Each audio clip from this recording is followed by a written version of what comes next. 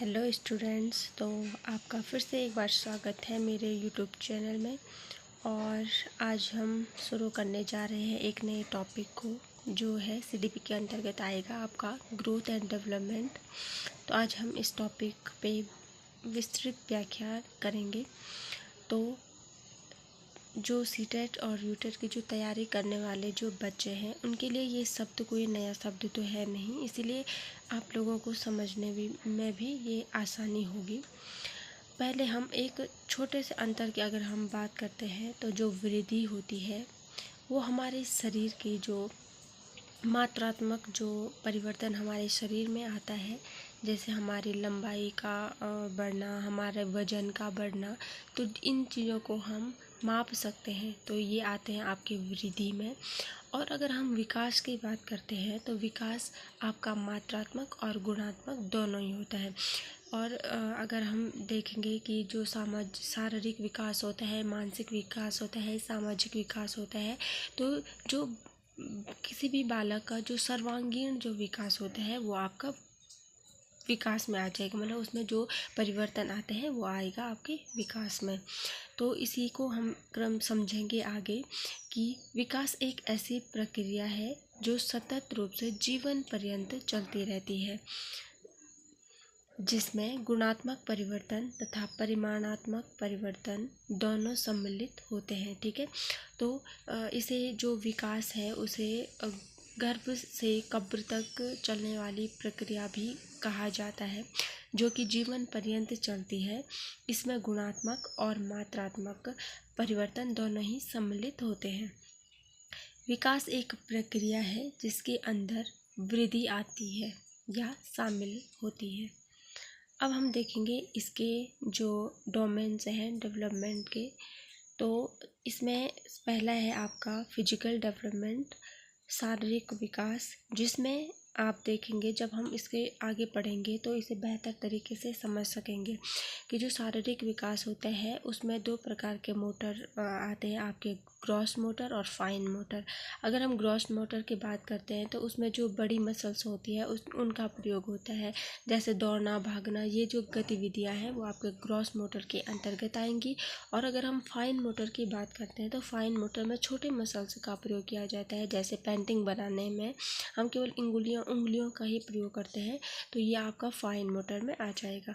उसके बाद सेकंड है आपका कॉग्निटिव डेवलपमेंट, संज्ञानात्मक विकास, इसी में आपका लैंग्वेज डेवलपमेंट भी आ जाएगा। थर्ड है आपका सोशल डेवलपमेंट, सामाजिक जो विकास होता है, इसी में आपका मोरल डेवलपमेंट भी आ जाएगा। फोर्थ है आपका इमोशनल डेवलपमेंट, संवेगात्मक जो विकास होता है, तो ये है डेवलपमेंट के कुछ डोमेन्स। तो अगर हम बात करते हैं कि जो रैथस एक विचारक हैं, विद्वान हैं, उन्होंने कहा है कि जो संवेग होती है वो हमारे ज़िंदगी में रंग भरते हैं। और यहाँ पे हम समझ सकते हैं कि जो विकास है वो क्या है, एक व्यापक प्रक्रिया होती है, और जो वृद्धि है वो क्या है, विकास के अंदर का क्या है, एक अंग के रूप में हम समझ सकते हैं। मतलब क्या है कि जो विकास होता है वो सर्वांगीण व्यापक होता है, और जो वृद्धि है वो क्या है, उसी के अंदर का एक छोटा सा अंश है। अब हम जो वृद्धि और विकास है इसमें थोड़ा सा अंतर देखेंगे और इसको बहुत ही बेहतरीन तरीके से समझ सकते हैं। तो जो वृद्धि होती है वो होती है आपकी मात्रात्मक, जिसका मापन किया जा सकता है, और डेवलपमेंट आपका होता है गुणात्मक और परिमाणात्मक। ये क्या है, साथ साथ चलते हैं, परिमाणात्मक भी होता है और गुणात्मक भी होता है। वृद्धि सामान्यतः शारीरिक परिवर्तनों से संबंधित होती है। हमारे शरीर में जो परिवर्तन आता है, जैसे हमारी लंबाई बढ़ती है या हमारा वजन बढ़ता है, तो ये क्या है, आपकी वृद्धि में आ जाएगा। जबकि विकास से आशय शरीर के विभिन्न शारीरिक, मानसिक तथा व्यवहारिक संगठन है। तो जो विकास होता है वो क्या होता है, व्यक्ति की शारीरिक, मानसिक, व्यवहारिक जीवन का एक संगठन होता है। वृद्धि का मापन सही से किया जा सकता है, लेकिन विकास को मापना कठिन है, उसका अवलोकन करते हैं। तो इसका कहने का मतलब क्या होता है, जो वृद्धि होती है वो संकुचित होता है, लेकिन अगर हम वहीं पर विकास की बात करते हैं तो विकास क्या होता है, एक व्यापक प्रक्रिया होती है। वृद्धि इसमें संरचनात्मक परिवर्तन शामिल है और एक समय के बाद ये क्या होती है, रुक जाती है। एक समय के बाद वृद्धि क्या होती है, रुक जाती है। लेकिन अगर हम विकास की बात करते हैं तो विकास क्या है, प्रक्रियात्मक परिवर्तन होता है।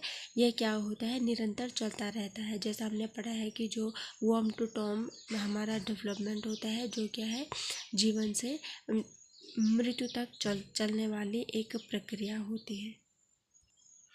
अब हम इनकी कुछ परिभाषाएं हैं उनको देख लेते हैं।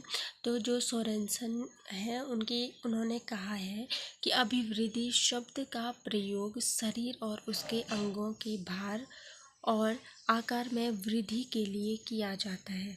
इस वृद्धि को मापा या तोला जा सकता है। ठीक है, इन्होंने क्या कहा है कि जो शरीर के जो अंगों का जो भार है या उसका जो आकार है, तो उसे क्या कहते हैं, उनको जो उसे भी वृद्धि कहा जाता है, जिसे हम माप सकते हैं, जिसे हम तोल सकते हैं। लेकिन विकास का संबंध अभिवृद्धि से अवश्य है, पर यह शरीर के अंगों में होने वाले परिवर्तनों को विशेष रूप से व्यक्त करता है। दूसरे विद्वान है यहाँ पे मुनरो ने कहा है कि विकास परिवर्तन श्रृंखला की वह अवस्था है जिसमें बालक भ्रूणावस्था से लेकर प्रौढ़ावस्था तक गुजरता है। ये जो डेफिनेशन है इनको बस ये है कि याद करने की ज़रूरत नहीं है, बस एक बार आप लोग पढ़ लीजिए तो इतना भी मतलब टफ नहीं है कि हम लोगों को वो चीज़ समझ में ना आए। तो एक विद्वान है यहाँ पे हरलॉक ने कहा है कि विकास केवल अभिवृद्धि तक ही सीमित नहीं है, इसमें प्रौढ़ावस्था के लक्ष्य की तरफ परिवर्तनों का प्रगतिशील क्रम निहित होता है। विकास के परिणाम स्वरूप व्यक्ति में नवीन विशेषताएं और नवीन योग्यताएं प्रकट होती है। और हरलॉक ने ही कहा है इसमें कि अभिवृद्धि को मात्रात्मक परिवर्तन तथा विकास को गुणात्मक परिवर्तन कहा जा सकता है। तो ये एक थी कुछ इसकी जो डेफिनेशंस है, इनको भी आप लोग समझ लीजिए। Thank you.